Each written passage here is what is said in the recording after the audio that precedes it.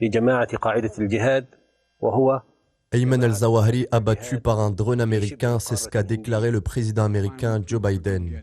Longtemps dans l'ombre d'Oussama Ben Laden, al-Zawahiri est devenu numéro 1 de l'organisation après la mort de ce dernier. Il a eu un rôle de premier plan dans l'organisation des attentats du 11 septembre. Il a réalisé des vidéos, notamment ces dernières semaines, appelant ses partisans à attaquer les États-Unis et nos alliés. Aujourd'hui, justice a été rendue et ce dirigeant terroriste n'est plus.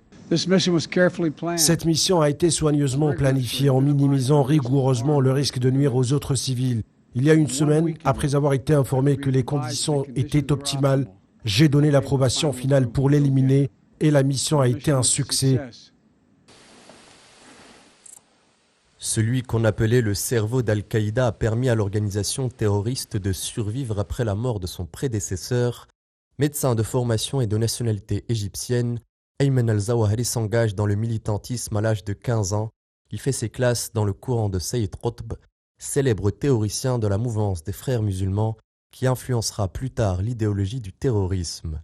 L'homme à la barbe fournie a été emprisonné en Égypte suite à son implication dans l'assassinat de l'ex-président égyptien Anwar Sadat. Après le 11 septembre, il fait partie avec Oussama Ben Laden des hommes les plus recherchés au monde. Les États-Unis mettent alors une prime de 25 millions de dollars sur sa tête.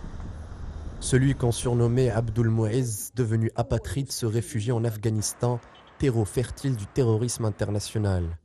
Annoncé mort à plusieurs reprises, le fugitif survit à 20 ans de traque, donnant des signes de vie de manière périodique.